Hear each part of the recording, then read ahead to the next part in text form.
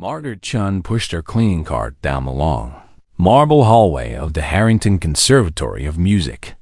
The wheels made a soft squeaking sound that echoed off the high walls.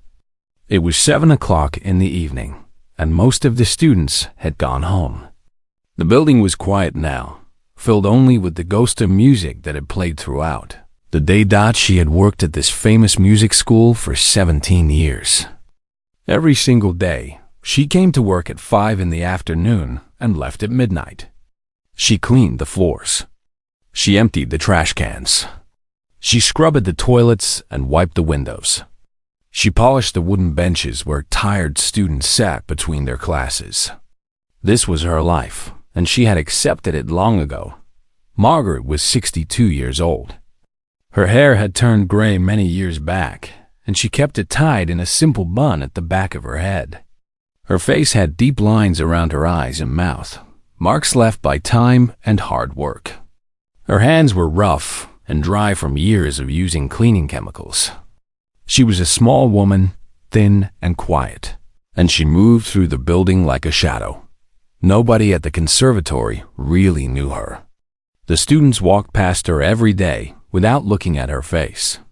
They were busy with their own lives, their own dreams, their own music. To them, Margaret was just the cleaning lady. She was part of the building, like the walls and the doors and the light fixtures. She was there, but she was not really seen. The professors were no different. They nodded at her sometimes, but they never stopped to talk. They did not know her name. They did not know anything about her. And Margaret never tried to change this. She did her work quietly and kept to herself. She had learned long ago that it was easier this way. But there was one thing that nobody at the Harrington Conservatory knew about Margaret Chun. It was a secret she had carried with her for more than 40 years. A secret she had buried so deep inside herself that sometimes she almost forgot it was there. Margaret had once been a piano player. Not just any piano player. She had been a child prodigy. She was born in Shanghai, China, in a small apartment near the river. Her parents were poor, but they loved music. Her father worked in a factory during the day, but at night he listened to classical music on an old radio. Her mother sang songs while she cooked dinner. Music was everywhere in their small home. When Margaret was 5 years old, her parents saved enough money to buy a used piano. It was old, and some of the keys did not work properly. But to little Margaret, it was the most beautiful thing in the world. She sat down at that piano and something magical happened. Her small fingers found the keys, and music poured out of her like water from a fountain. Her parents were shocked. They had never taught her to play. Nobody had. But somehow, this little girl could make the piano sing. It was as if she had been born knowing how to do it. By the time Margaret was 8, she was famous in her neighborhood. People came to her family's small apartment just to hear her play. By the time she was 10, she had won every local music competition. And by the time she was 12, she was accepted into the Shanghai Conservatory, one of the best music schools in all of China. Those were the happiest years of Margaret's life. She spent hours every day at the piano. She played Chopin and Beethoven and Mozart. Her teachers said she had a gift from God. They said she would become one of the greatest pianists in the world. They said her name would be known everywhere. But life does not always go the way we plan. When Margaret was 16, everything changed. There was political trouble in China. Her family was in danger. Her father made a difficult decision. They had to leave their home, their country, everything they knew. They had to run away to survive. The family escaped to America with nothing but the clothes on their backs. They arrived in a strange new country where they did not speak the language. They had no money, no friends, no future. Margaret's dreams of becoming a concert pianist disappeared. Like smoke in the wind, there was no time for music in this new life. There was only survival. Margaret's father got a job in a restaurant, washing dishes for 12 hours a day. Her mother cleaned houses. And Margaret, just 16 years old, had to work too. She took any job she could find. She cleaned. She cooked. She worked in factories. The piano became a distant memory, a beautiful dream from another lifetime. Years passed. Margaret grew up. She got married to a kind man named David, who worked as a bus driver. They had 3 children together. Life was hard, but it was good in its own simple way. David died of a heart attack when Margaret was 45. After that, she raised her children alone, working 2 jobs to pay the bills. Her children grew up and moved away to live their own lives. Now, they had children of their own. Margaret was a grandmother.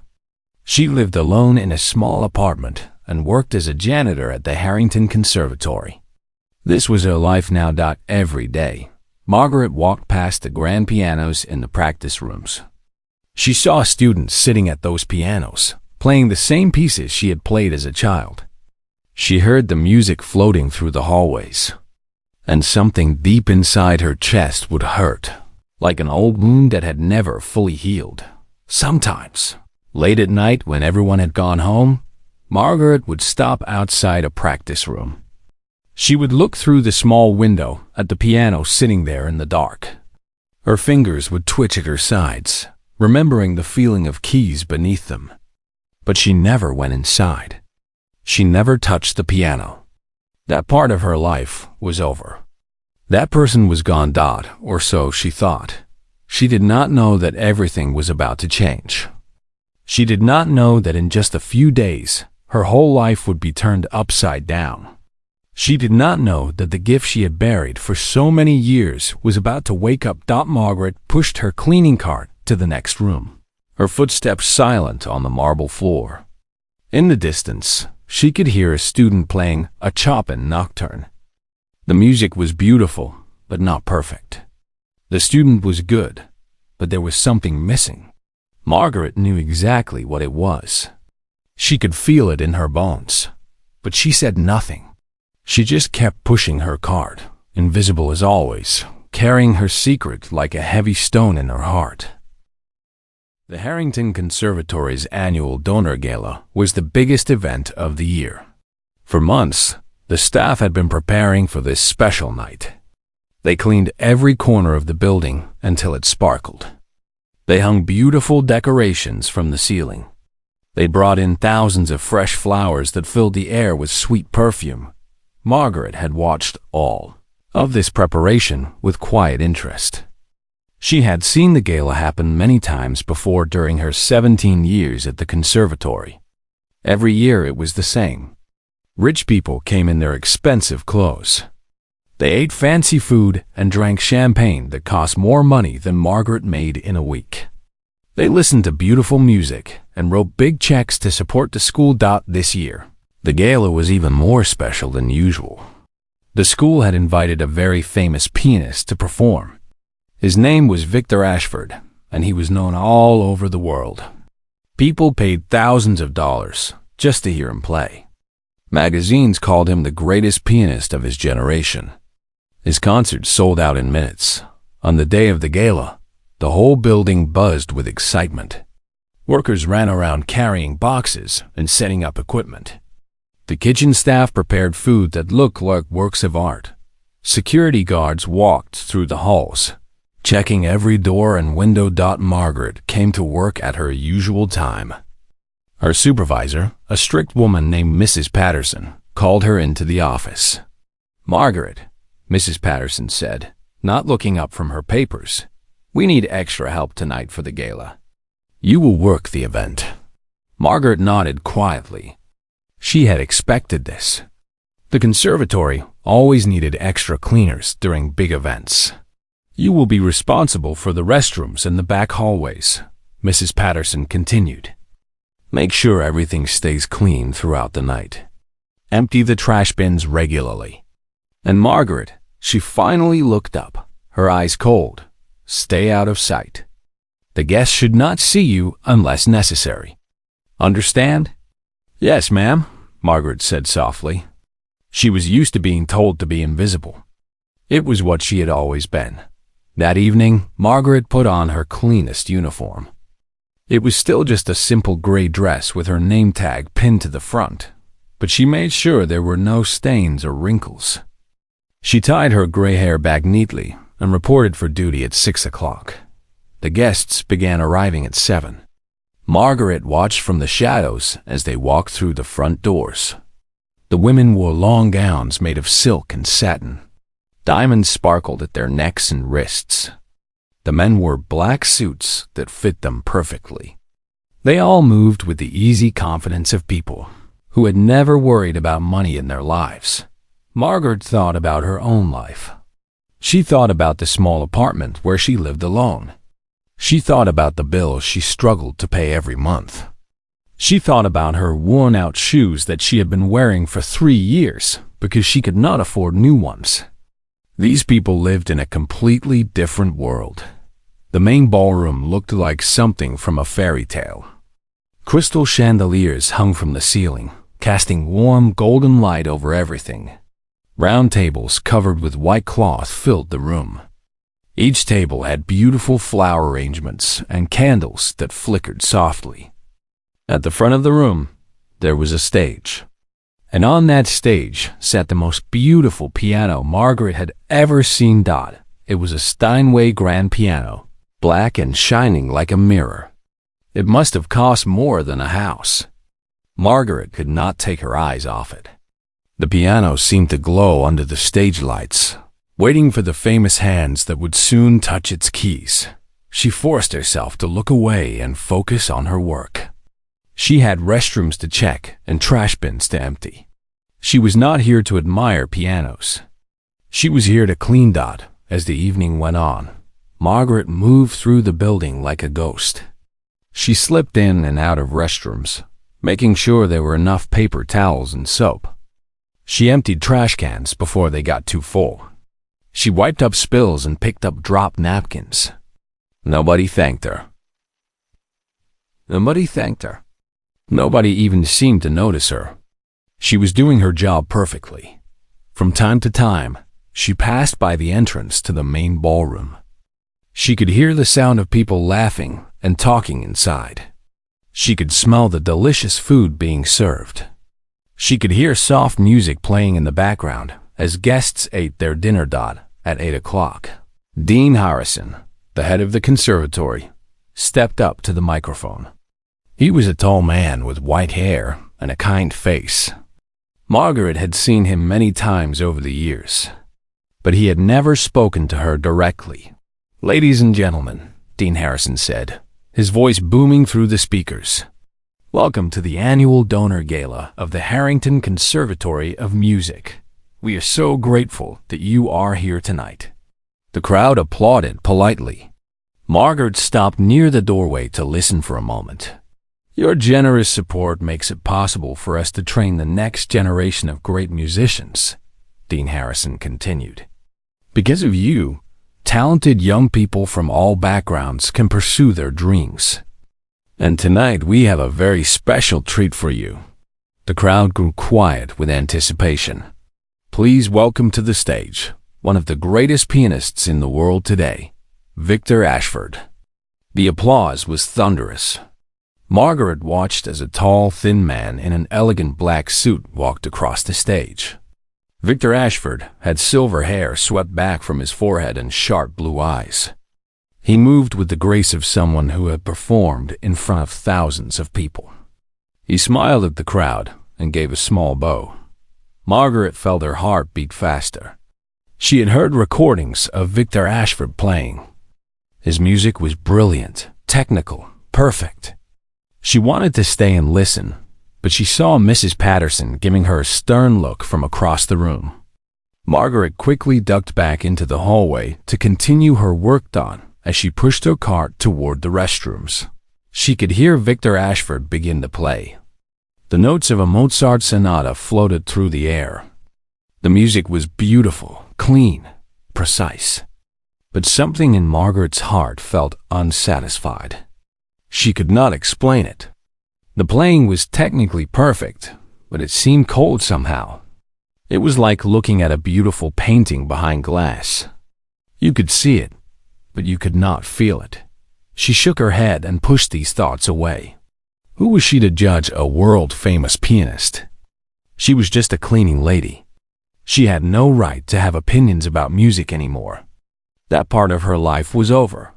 But even as she told herself this, her fingers moved slightly at her sides. They pressed against invisible keys, playing along with the music in her mind. Old muscle memory, still alive after all these years. Margaret did not know it yet, but this night was far from over. Something unexpected was about to happen. Something that would change everything. Victor Ashford finished his first piece, and the ballroom exploded with applause. People stood up from their chairs. Some even shouted, "Bravo!" The famous pianist smiled and bowed deeply. This was what he lived for. This was his world. Margaret had stopped her work to listen from the hallway.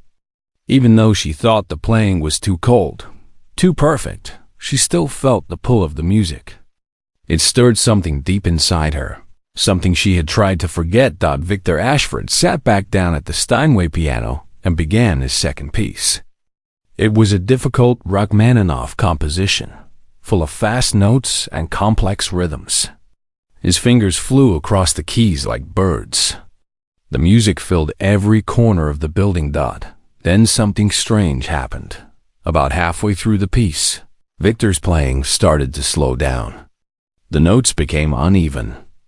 Some keys were pressed too hard, while others were barely touched at all. The audience noticed. People looked at each other with confused expressions on their faces. Victor stopped playing completely. He sat very still at the piano, his hands frozen above the keys.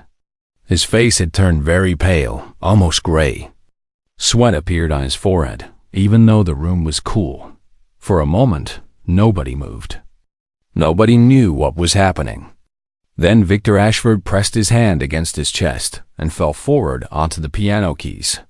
The piano made a terrible crashing sound as his body hit it. The ballroom erupted in chaos. Women screamed. Men jumped up from their seats and ran toward the stage. Someone shouted, "Call 911! Call an ambulance!" Dean Harrison rushed to Victor's side, his face white with fear. Margaret stood frozen in the hallway, her heart pounding. She watched as several men carefully lifted Victor Ashford off the piano and laid him on the floor. His eyes were closed and his breathing was shallow. One woman, who said she was a doctor, pushed through the crowd and knelt beside him. "He's having a cardiac event," she announced. "His heart. We need paramedics right now." The next few minutes were a blur of noise and movement. Paramedics arrived quickly, their equipment rattling as they rushed through the doors. They put Victor Ashford on a stretcher and attached wires to his chest.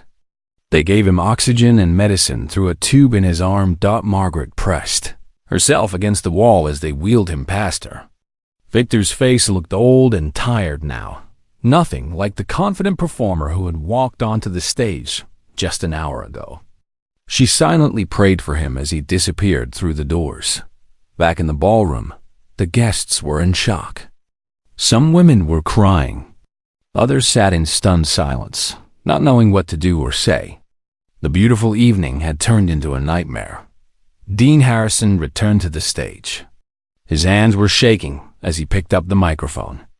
"Ladies and gentlemen," he said, his voice unsteady, "I am deeply sorry. Mr. Ashford has been taken to the hospital. We are all praying for his recovery." The crowd murmured in response. People whispered to each other, wondering if they should leave. "Please," Dean Harrison continued, "I know this has been a terrible shock. But if you could stay, we still have a wonderful evening planned. Our backup performer will take the stage shortly and continue the program." He stepped away from the microphone and spoke quickly with his assistant, a young woman named Sarah. Margaret could see the panic on their faces. She moved a little closer, pretending to clean a nearby table. "Where's Jonathan?" Dean Harrison asked urgently. Jonathan Banks was the conservatory's best piano teacher. He had agreed to be the backup performer in case something went wrong. Sarah looked at her phone, her face pale. "Sir, he's stuck in traffic. There's a terrible storm on the highway. 3 cars crashed. He says he won't make it for at least 2 hours." 2 hours? Dean Harrison's voice cracked. "We can't wait 2 hours. We have 40 minutes of scheduled performance." These donors paid $10,000 each for their tickets. We cannot just send them home. Margaret watched as the dean ran his fingers through his white hair. She had never seen him look so worried. The conservatory depended on these rich donors. If the gala was a disaster, they might not give money again. This could hurt the school for years to come. "What about Professor Martinez?" Dean Harrison asked. "Or Dr. Chun from the piano department?" Sarah shook her head. "Professor Martinez is at her daughter's wedding in California. Dr. Chun is in Europe for a conference." "I've called everyone, sir. There's no one available." The dean stood in silence for a long moment. The guests were getting restless. Some had already started putting on their coats, ready to leave. The evening was falling apart right before his eyes. "I'm so sorry," Dean Harrison said into the microphone again. "It seems we are experiencing some technical difficulties with our program. Please enjoy some refreshments while we sort things out." But the damage was done. The magic of the evening had disappeared. People looked bored and uncomfortable. Some checked their phones. Others headed toward the doors. The beautiful Steinway piano sat alone on the stage. Silent and waiting. Margaret finished wiping the table and stood there for a moment. She looked at the piano. The stage lights made it glow like something from a dream. She remembered her own piano, the old broken one in Shanghai, and how it had changed her life so many years ago. Her fingers tingled. Her heart beat faster. Memories flooded her mind. She remembered the feeling of keys under her fingers. She remembered the joy of making music, of pouring her soul out through the piano. She remembered who she used to be. A voice inside her head whispered, "You could do it. You could play." She immediately pushed the thought away. That was crazy. She was a cleaning lady. She had not played piano in more than 40 years. Her hands were rough and stiff. She had forgotten everything. She would make a fool of herself, but the voice would not stop. "The piano is waiting," it whispered. "The music is still inside you." It never left. Margaret gripped her cleaning card tightly. Her knuckles turned white. She told herself to walk away, to go back to work, to forget this foolish idea. But her feet would not move. They stayed planted on the floor as her eyes remained fixed on the beautiful piano on the stage. Something inside her was waking up. Something she had buried long ago was rising to the surface. And no matter how hard she tried, she could not push it back down. Margaret stood in the shadows of the ballroom, watching everything fall apart. The guests were leaving. One by one, couples grabbed their coats and walked toward the doors. They whispered to each other with disappointed faces. The evening that was supposed to be magical had become a disaster. Dean Harrison stood near the stage, talking on his phone in a desperate voice. He was trying to find anyone who could play the piano, but it was no use. Every musician he called was either too far away or not available. His face grew more worried with each failed phone call. The Steinway piano sat on the stage like a sleeping giant. Its black surface reflected the stage lights. Its keys were perfectly white, waiting for fingers that would never come. Or so everyone thought. Margaret could not look away from that piano. Something was happening inside her chest. It felt like a bird trapped in a cage, beating its wings against the bars. It was her music, her gift, trying to break free after decades of silence. She thought about her life. She thought about all the years she had spent hiding who she really was. She had buried her talent so deep that even she had forgotten it existed. She had told herself that the piano was part of her past, that it had nothing to do with the woman she had become. But was that really true? Margaret looked down at her hands. They were old now, lined with wrinkles and marked by years of hard work. Her fingers were stiff and dry, but as she stared at them, they began to move on their own. They pressed against invisible keys, playing music that only she could hear. It was Chopin, the Ballade No. 1 in G minor. She had learned it when she was 14 years old. Her teacher in Shanghai had made her practice it for months until every note was perfect. She had played it in competitions. She had played it in concerts. It had been her favorite piece. And now, standing in the shadows of the Harrington Conservatory, she was playing it again in her mind. Every note was still there. Every phrase was still alive. The music had never left her. It had just been waiting. Margaret felt tears forming in her eyes. She had missed the piano so much. She had missed the feeling of creating something beautiful. She had missed the way music could speak when words failed. For 40 years, she had denied this part of herself. And for 40 years, it had been quietly waiting for her to come back. She heard Dean Harrison's voice again. He was back at the microphone, apologizing once more to the remaining guests. His voice was tired and defeated. "I am truly sorry," he said. "It seems we will not be able to continue our musical program this evening. Please accept our deepest apologies. Full refunds will be provided to everyone." A few people clapped weakly. Others just shook their heads and continued walking toward the doors. A woman in a red dress laughed bitterly and said something about wasting her time. A man in a gray suit complained loudly about leaving his important business dinner for this disaster. Margaret felt something shift inside her. These people needed music. They had come here expecting beauty, expecting to be moved, expecting to feel something special. They were leaving empty and disappointed. She could change that. She knew she could, but the fear was so strong. What if she failed?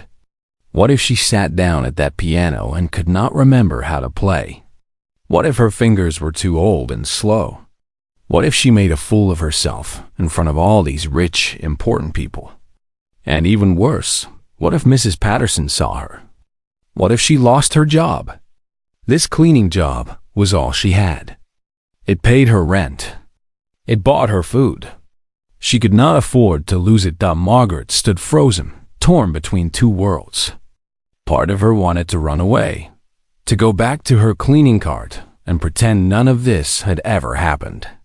But another part of her, a part that was growing stronger by the second, wanted to walk onto that stage. She thought about her parents. She remembered how proud they had been of her talent. She remembered her father's face when he listened to her play, his eyes closed, tears running down his cheeks. She remembered her mother saying, "Music is a gift from God, Margaret. Never waste a gift from God." Had she wasted her gift?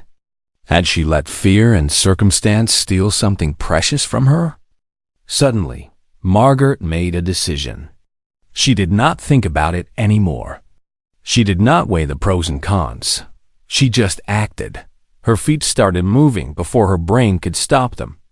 She let go of her cleaning cart and walked toward the stage. Her worn-out shoes made soft sounds on the marble floor. Her gray uniform rustled as she moved. Nobody paid attention to her at first. She was just a cleaning lady. People looked right through her, just like they always did. A waiter carrying a tray of glasses almost bumped into her. He did not even apologize. Margaret kept walking. Her heart was beating so fast she could feel it in her throat. Her hands were trembling. But she did not stop. She walked past tables covered with half-eaten food. She walked past guests putting on their coats. She walked past Dean Harrison, who was still talking on his phone, trying to save the evening. And then she reached the steps that led up to the stage. She stopped and looked up. The Steinway piano waited for her, glowing under the lights. It seemed to be calling her name. It seemed to be saying, "Come, I have been waiting for you." Margaret took a deep breath. She thought about everything she had lost.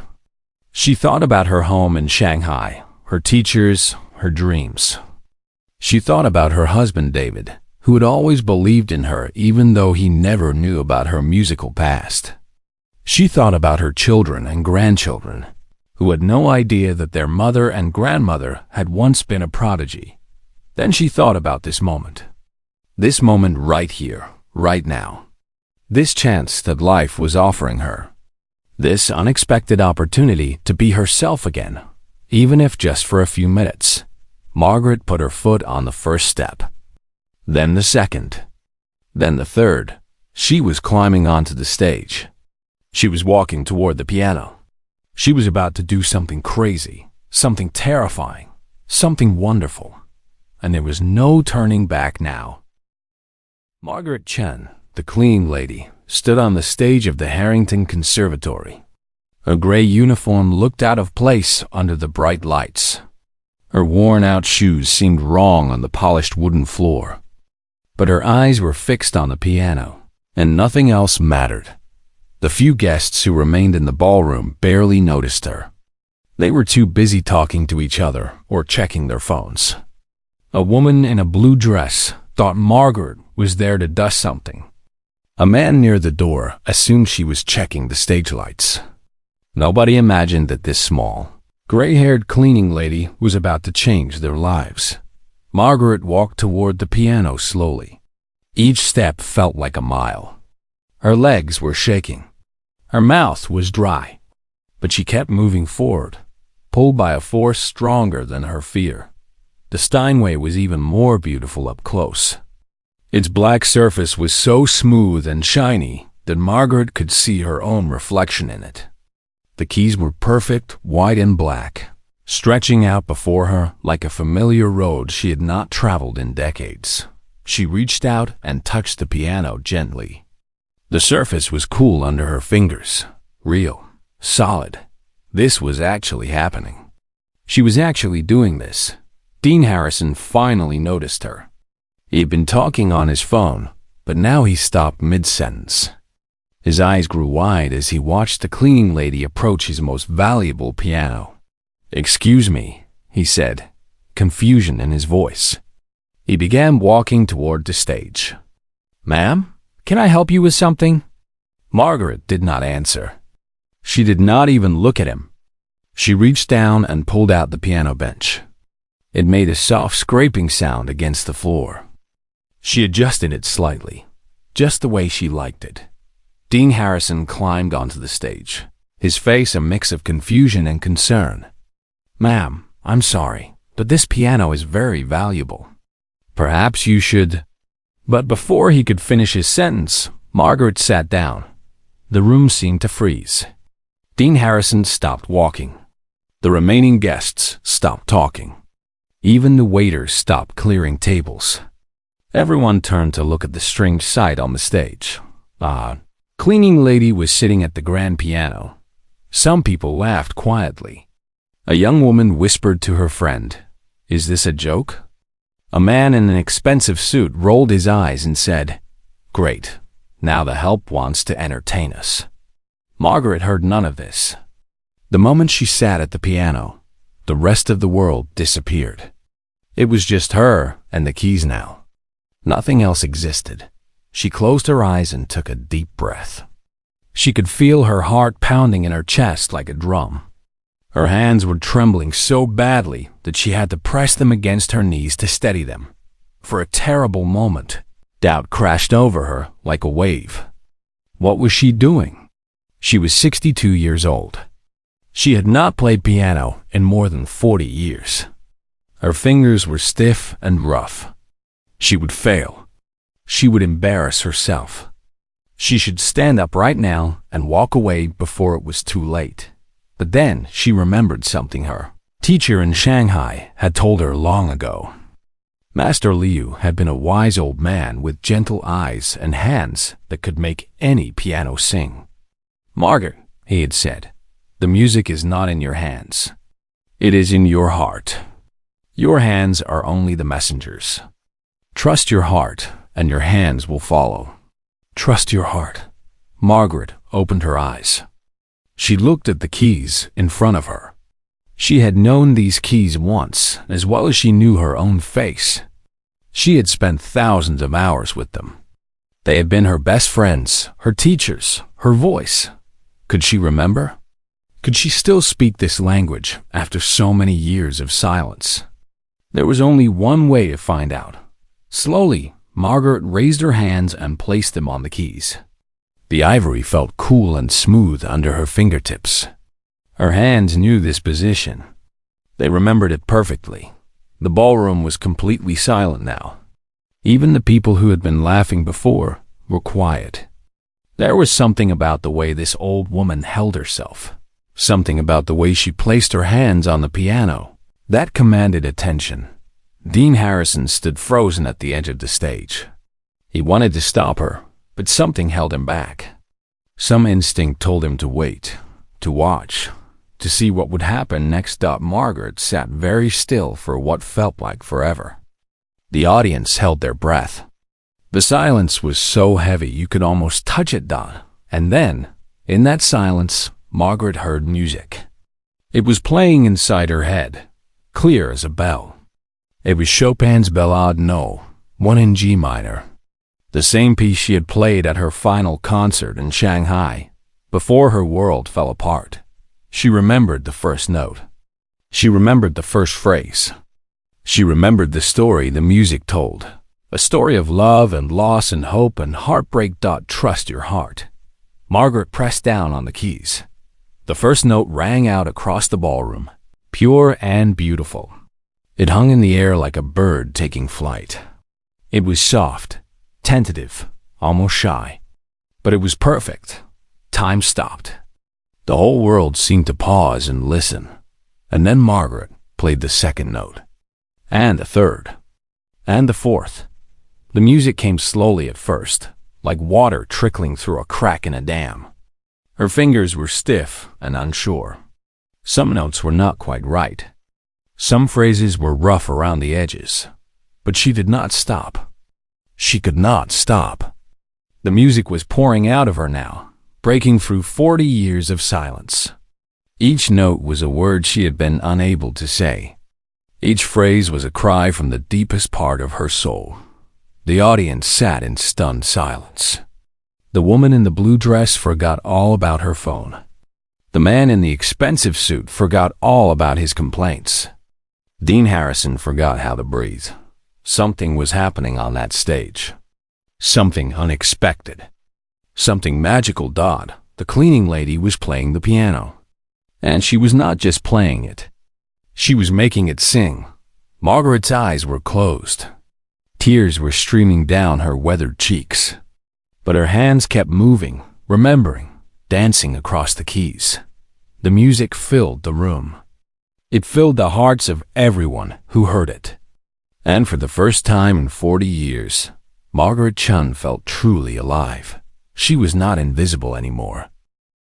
The opening notes of Chopin's Ballade No. 1 in G minor floated through the ballroom like a gentle breeze.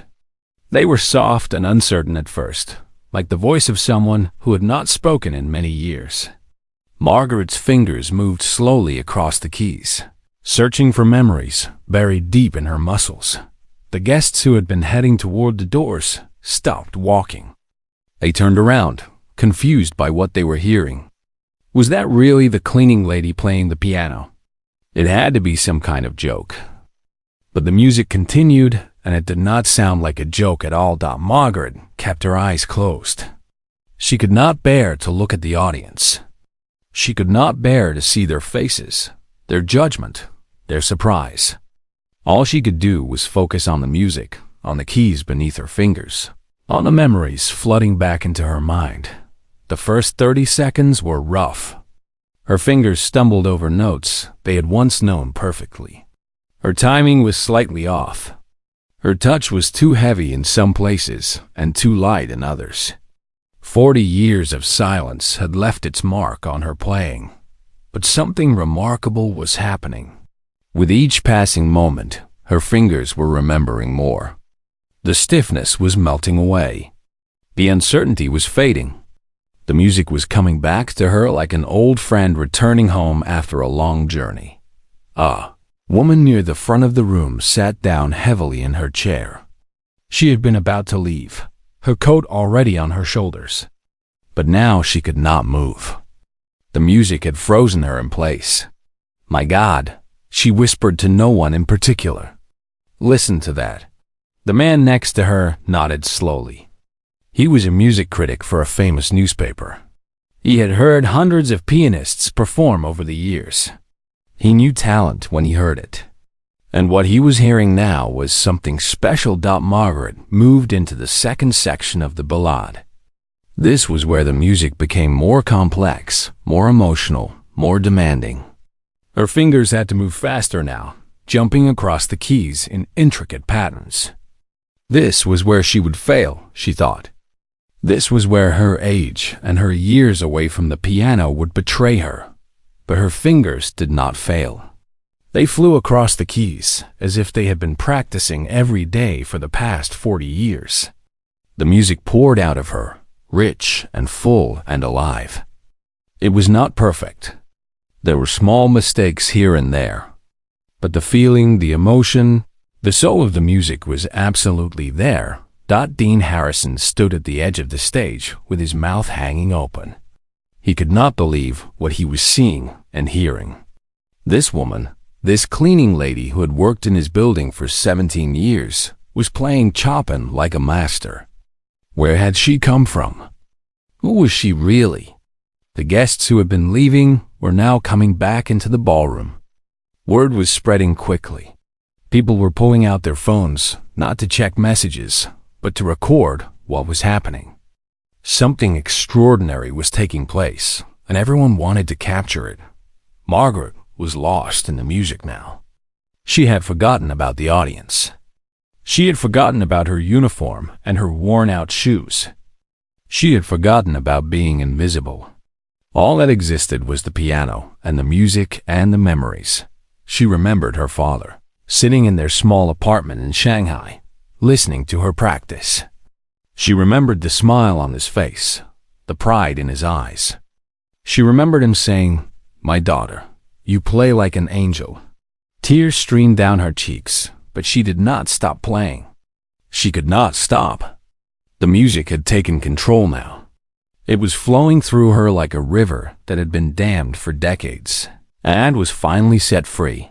The ballade built to its first climax, a powerful section full of crashing chords and rapid passages. Margaret's hands thundered across the keys. The sound filled every corner of the ballroom.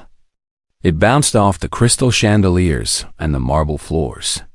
It wrapped around every person in the room like a warm embrace. A woman in a green dress started crying. She did not know why.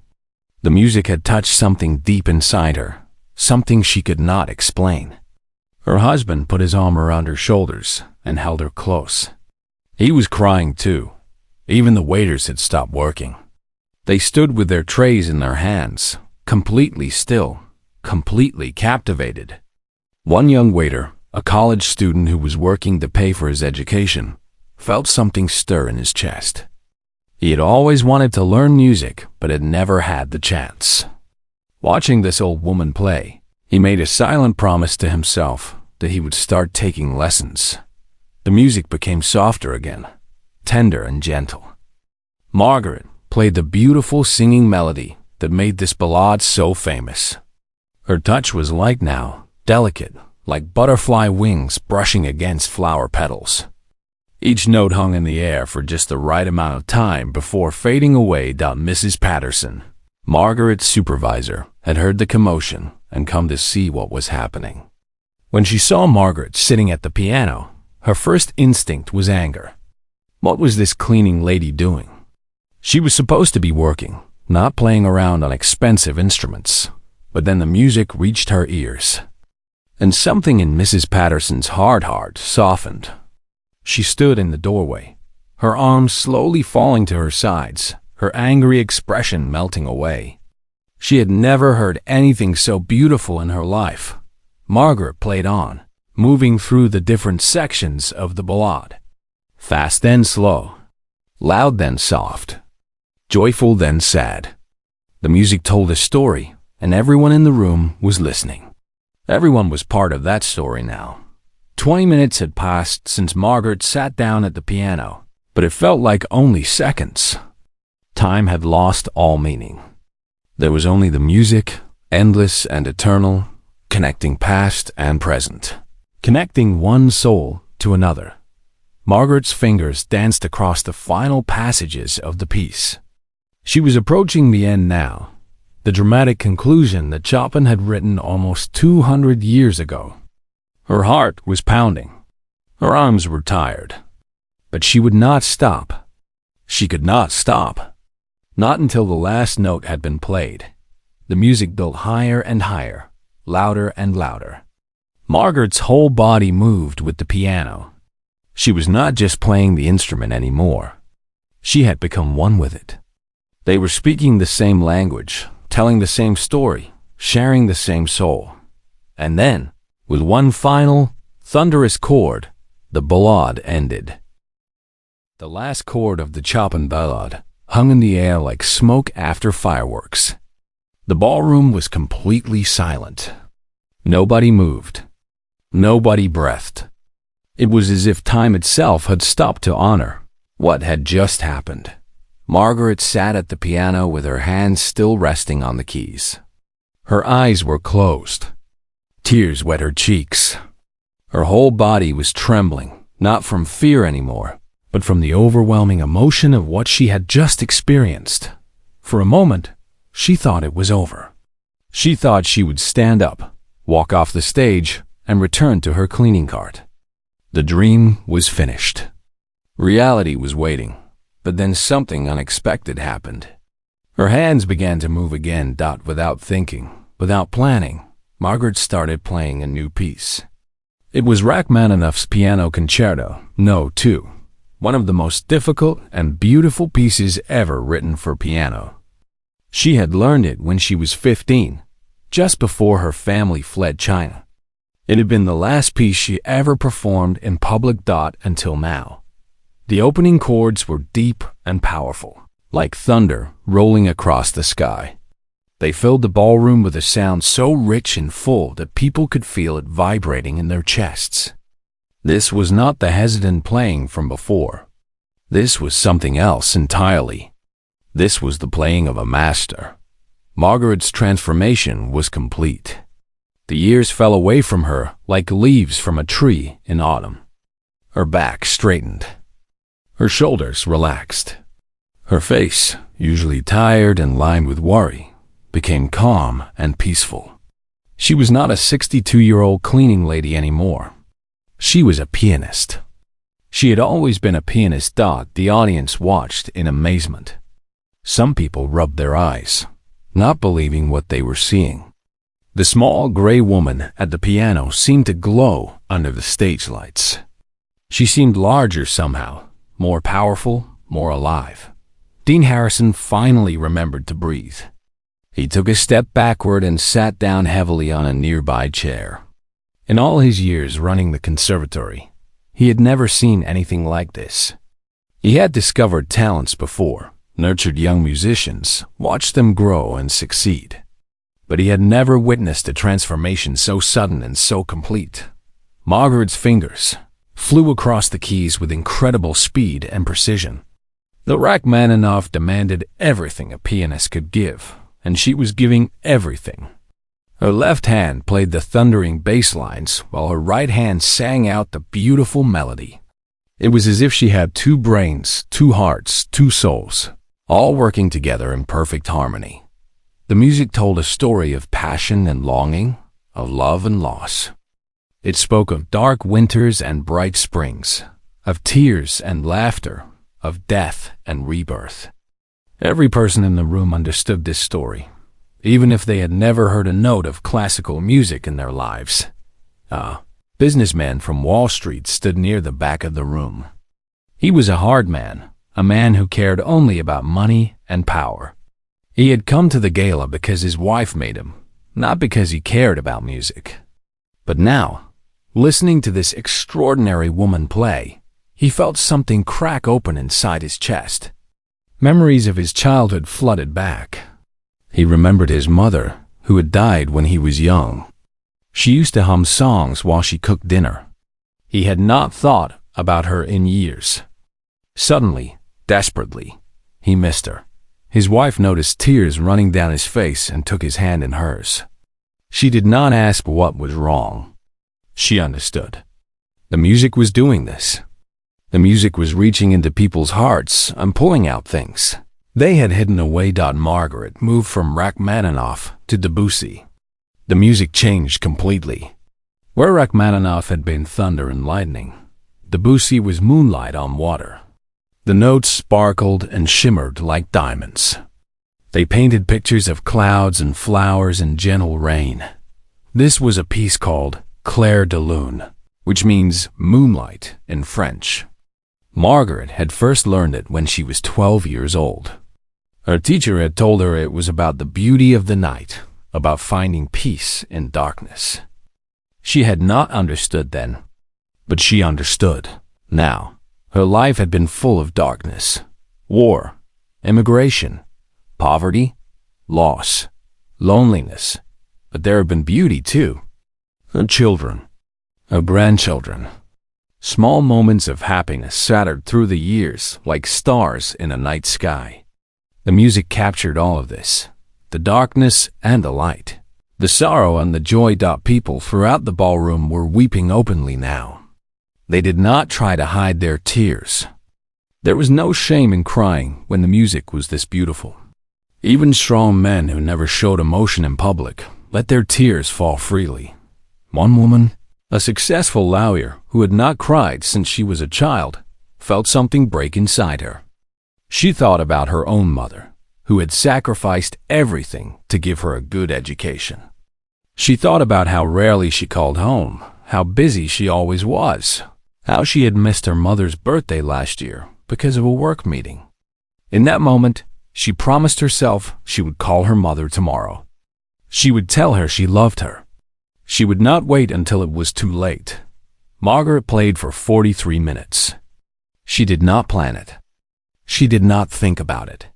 The music simply poured out of her, one piece after another, like water from an endless spring. She played Beethoven's Moonlight Sonata, sad and haunting. She played Liszt's Hungarian Rhapsody, wild and fiery. She played Schumann's Traumerei, sweet and dreaming. Each piece was a different color, a different emotion, a different world. And she took the audience with her into everyone. The ballroom was completely full now. People who had left earlier had heard about what was happening and come back. People from the street had wandered in, drawn by the music floating through the open doors. Even the kitchen staff had abandoned their posts to stand in the back and listen. Nobody spoke. Nobody moved. Nobody wanted to break the spell. Margaret's face was peaceful as she played. The pain of 40 years had melted away. The loneliness had disappeared. For this moment, this precious moment, she was complete. She was whole. She was exactly who she was meant to be, and the audience saw it. They saw the transformation. They saw the cleaning lady become an artist. They saw the invisible woman become visible. It was something none of them would ever forget. Margaret knew she was approaching the end. Her arms ached. Her fingers were tired. The emotional weight of what she had been doing was pressing down on her shoulders like a heavy blanket. But she had one more piece to play. One final gift to give. She chose Chopin's Nocturne in E-flat major. It was a simple piece, not as flashy as the Rachmaninoff or as dramatic as the Liszt, but it was beautiful. It was honest. And it was the piece her father had loved most. She remembered the last time she had played it for him. It was the night before they left Shanghai forever. Their bags were packed. Their hearts were heavy. They knew they might never see their home again. Her father had asked her to play something, just one more piece before they went to sleep. So she had sat at their old broken piano and played this nocturne. Her father had listened with his eyes closed, tears running down his face. When she finished, he had hugged her tight and whispered, "No matter where we go, no matter what happens, the music will always be with you. Never forget that." She had forgotten. For 40 years, she had forgotten. But not anymore. The nocturne began with a gentle, singing melody. It floated through the ballroom like a lullaby. After the storm of the previous pieces, this was the calm. This was the peace. This was the goodbye. Margaret played slowly, savoring every note. She knew this was the end of something, but also the beginning of something new. She did not know what would happen when she stood up from this piano. She did not know if she would be fired or celebrated. She did not know if this night would change her life or fade away like a dream. But right now, in this moment, none of that mattered. Right now, she was playing for her father. She was playing for her mother. She was playing for her husband David, who had died without ever knowing about her gift. She was playing for her children and grandchildren. She was playing for everyone she had ever loved and everyone she had ever lost. The audience listened in reverent silence. The crying had stopped. The amazement had faded into something deeper, something quieter. This was not about entertainment anymore. This was about something sacred, something holy. Dean Harrison watched from the edge of the stage with tears in his eyes. He had dedicated his entire life to music. He had spent decades searching for talent, nurturing young musicians, trying to bring beauty into the world. And now, in the most unexpected way possible, he had found what he had been searching for all along. It had been here, in his own building, pushing a cleaning cart past him every single day. The nocturne built to its emotional peak, a section where the melody rises and swells like a wave reaching for the shore. Margaret put everything she had into those notes. All her love, all her pain, all her hope, all her regret. Everything she had carried inside her for 62 years poured out through her fingers and into the piano. Then, slowly, gently, the music began to fade. The melody sank back down like a wave returning to the sea. The notes became softer and softer, quieter and quieter. It was like watching the sunset, beautiful and sad and inevitable. Margaret played the final phrase. 4 simple notes, descending like footsteps walking away into the darkness. She held the last note for a long moment, letting it hang in the air like a whispered goodbye. And then silence. Margaret lifted her hands from the keys and placed them in her lap. Her eyes remained closed. She was not ready to face the world yet. She wanted to stay in this moment just a little longer, wrapped in the echo of the music, safe from whatever came next.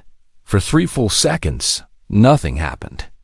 The silence was so complete that you could hear the candles flickering on the tables.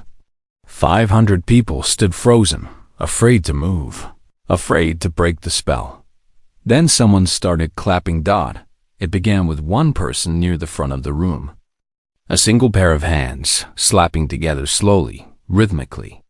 Then another person joined. And another. And another. Within seconds, the entire ballroom was applauding. But this was not ordinary applause. This was something more. People were not just clapping their hands. They were stamping their feet. They were shouting. They were crying and laughing at the same time. "Bravo!" someone yelled. "Bravo! Bravo!" The cry was taken up by others. Soon the whole room was shouting it. Bravo! Brava! More! Encore. Margaret finally opened her eyes. What she saw made her gasp that every single person in the ballroom was standing. All 500 of them. They were on their feet, clapping and cheering and crying. Grown men who ran billion-dollar companies were wiping tears from their faces. Elegant women in designer gowns were sobbing openly. Young waiters and old executives stood side by side, united in their amazement. The applause went on and on. It did not stop after 30 seconds like normal applause. It did not stop after a minute. It kept going, growing louder instead of softer, building instead of fading. 2 minutes. 3 minutes. 4 minutes. The room shook with the sound of 500 pairs of hands trying to express what words could not say. Margaret sat at the piano, overwhelmed. She did not know what to do. She had never expected this. She had never imagined this. She had just wanted to play. She had just wanted to remember who she used to be. But she had become something more. She had become a miracle. Dean Harrison climbed onto the stage, still clapping, tears streaming down his face. He walked toward Margaret and held out his hand to help her up. She took it, her own hand trembling, and slowly rose to her feet. The applause somehow got even louder. People were whistling now. Some were jumping up and down. A woman in the front row had to sit down because she was crying so hard she could not stand. Margaret stood beside the beautiful Steinway piano. This woman in her gray cleaning uniform and her worn-out shoes, and she looked out at the crowd. For the first time in 40 years, she was not invisible.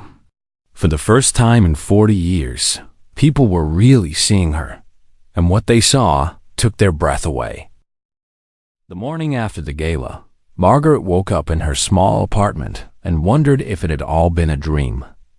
The sunlight came through her thin curtains. The sounds of the city drifted up from the street below. Everything looked the same as it always did, but everything had changed.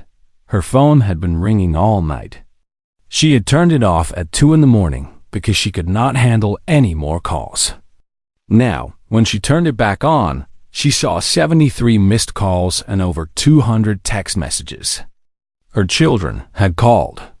Her grandchildren had called. Numbers she did not recognize had called again and again. What was happening?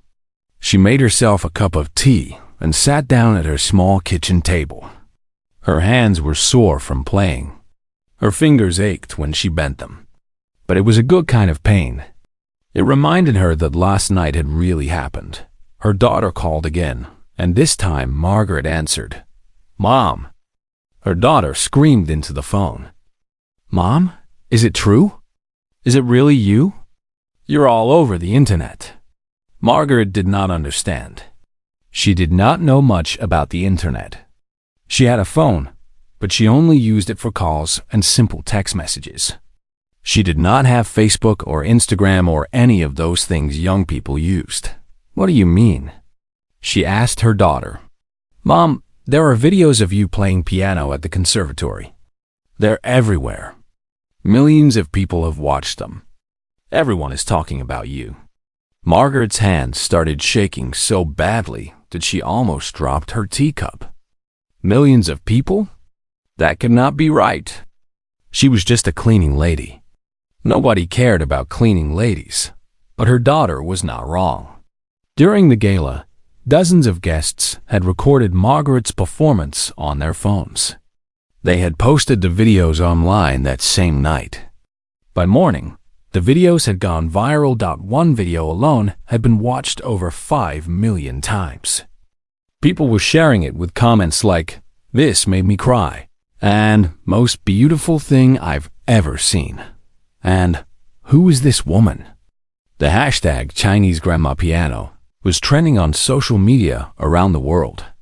Journalists started calling the Harrington Conservatory, demanding information about the mysterious cleaning lady who had stunned the gala. Dean Harrison held a press conference that afternoon. He told the world everything he knew about Margaret Chen, which was not very much. "She has worked at our school for 17 years, he said, his voice full of emotion. "We never knew. She never told anyone. She was hiding this extraordinary talent all along." The press wanted more. They dug into Margaret's past. They found old records from the Shanghai Conservatory. They found her name in lists of piano competition winners from the 1970s. They found photographs of a young girl with bright eyes and a shy smile, sitting at a piano that was much too big for her. The story that emerged was almost too incredible to believe. Margaret Chan had been one of the most promising young pianists in China. Her teachers had predicted she would become a world-famous performer. She had won every competition she entered. She had performed for government officials and visiting dignitaries. Her future seemed written in gold. Then the political troubles came. Her family was targeted because of their connections to the wrong people. They had to flee in the middle of the night with nothing but the clothes they wore. The young piano prodigy became a refugee, starting over in a new country with a new language and no money. She never played piano publicly again. She never told anyone about her past. She buried her gift and her dreams and became invisible. Until now. Newspapers around the world printed her story. Television shows talked about her. Famous musicians posted tributes to her on their social media accounts. Victor Ashford, who had recovered from his heart problems, watched the video from his hospital bed and wept. "She plays with more soul than I have ever had," he told a reporter. "I am a technician. She is an artist. There's a difference." Margaret's children were in shock. They had grown up with this woman. They had eaten her cooking, celebrated holidays with her, called her for advice about their own children. And they had never known. Her oldest son, Peter, called her from his home in California. His voice was shaking. "Mom," he said, "why didn't you ever tell us? We never knew you could play piano. We never knew any of this." Margaret was quiet for a moment. How could she explain something she had never fully understood herself? "I was afraid," she finally said.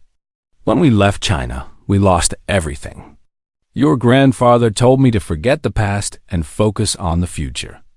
So I tried to forget. I tried to pretend that part of my life never happened. After a while, it was easier to stay silent than to explain. But Mom, you gave up your dream. You gave up everything." "No," Margaret said softly. "I got you. I got your brother and sister. I got my grandchildren. I got a good life. A different life than I expected, but a good one." The dream did not disappear. It just slept for a while. The next few days were a blur. Margaret gave interviews. She appeared on morning television shows. She was invited to dinner by people she had never met. Everyone wanted a piece of her story, a piece of her magic. But through it all, Margaret stayed calm. She was not interested in fame. She was not interested in money. She just wanted to play piano again. And now, finally, after 40 years, she could. The conservatory gave her a key to the building. They told her she could practice any time she wanted, day or night. Mrs. Patterson, her former supervisor, apologized for never getting to know her. Students who had walked past her for years now stopped to shake her hand and ask for her autograph. Margaret was not invisible anymore. She was seen. She was known. She was celebrated. But the best part was not the fame or the attention. The best part was sitting down at a piano again and feeling the music flow through her fingers. The best part was knowing that the gift she thought she had lost was still there, alive and waiting, ready to sing again. Her father had been right. No matter where she went, no matter what happened, the music had always been with her. She had just needed to remember. 18 months had passed since the night that changed everything. Margaret Chan stood backstage at Carnegie Hall in New York City, the most famous concert hall in the world. In 5 minutes, she would walk onto that legendary stage and perform for 2,000 people. Her hands were shaking. Her heart was pounding. But this time, it was not fear. It was excitement. So much had happened since the gala. The Harrington Conservatory had offered Margaret a full scholarship to complete her music degree. At 62 years old, she became the oldest student in the school's history. Some people thought it was crazy. Some people said she was too old to learn anything new. Margaret proved them wrong. She studied harder than any of the young students. She practiced for hours every day. Her fingers, stiff from decades without playing, slowly became flexible again. Her technique improved week by week. She was not just recovering her old skills. She was becoming better than she had ever been. The professors were amazed. They had never seen anyone with such dedication, such hunger for learning. Margaret absorbed everything they taught her, like a sponge absorbing water. She asked questions that made them think. She made connections that surprised even the most experienced teachers. "You have a gift," her main professor told her one day. "But more than that, you have something most young students lack. You have lived. You have suffered. You have loved. All of that comes through in your music. It makes you special." The story of the cleaning lady pianist continued to spread around the world. Documentary filmmakers came to interview Margaret.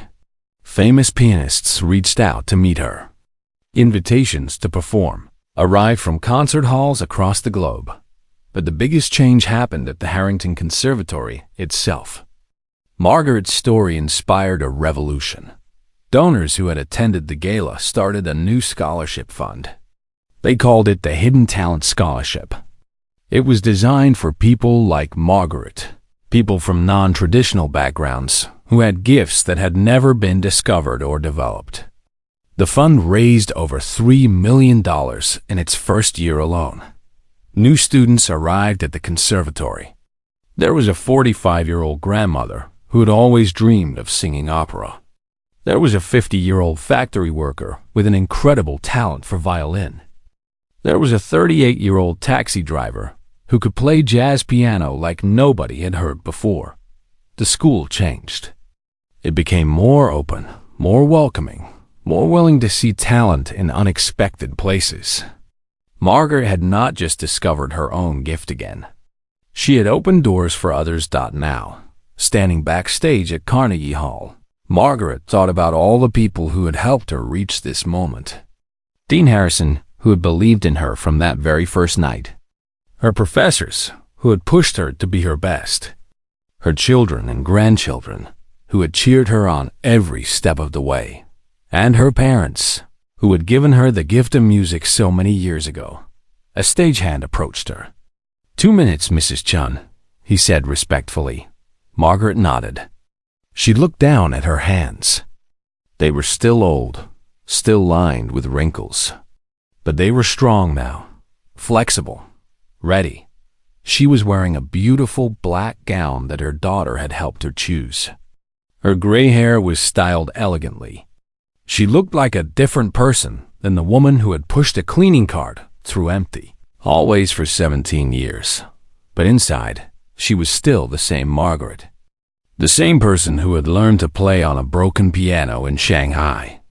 The same person who had fled her country with nothing. The same person who had worked hard and sacrificed much and loved deeply.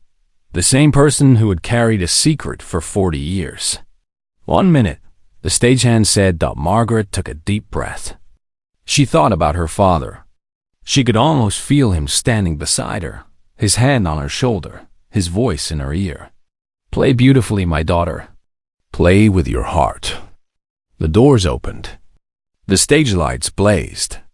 2,000 people waited in the darkness, ready to hear her play. Margaret walked onto the stage. The applause began immediately. People rose to their feet before she even reached the piano. They knew her story. They knew what she had overcome.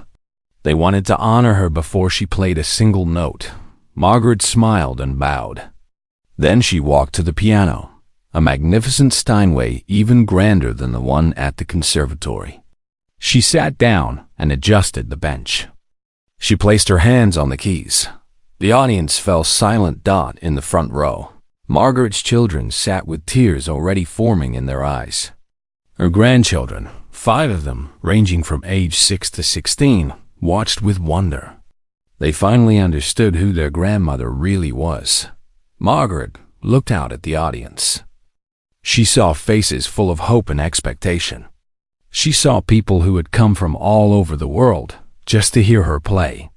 She saw the power of what one moment of courage could create. She closed her eyes and remembered the night of the gala. She remembered the terror and the doubt. She remembered walking toward the piano, not knowing what would happen. She remembered the first note, tentative and afraid. But she was not afraid anymore. Margaret began to play. The music filled Carnegie Hall like light filling a dark room. It soared to the highest balconies. It wrapped around every person in the audience. It told a story of loss and hope, of silence and song, of endings and beginnings. She played for an hour.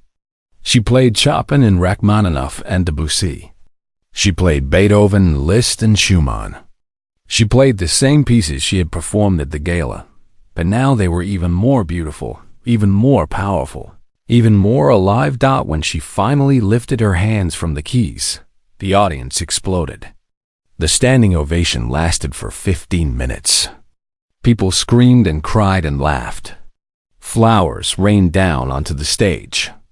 It was the greatest triumph of Margaret's life. But as she stood there, bowing to the crowd, she did not think about the fame or the glory. She thought about a simple truth that had taken her 62 years to understand. It is never too late to become who you were meant to be. The music had always been inside her, waiting patiently, ready to be awakened. All she had needed was a moment of courage. All she had needed was to believe in herself again. Margaret looked up at the ceiling of Carnegie Hall and whispered two words that only she could hear. Thank you. Then, she sat back down at the piano and played an encore. And the music flowed on, endless and beautiful, just as it always had been. Just as it always would be.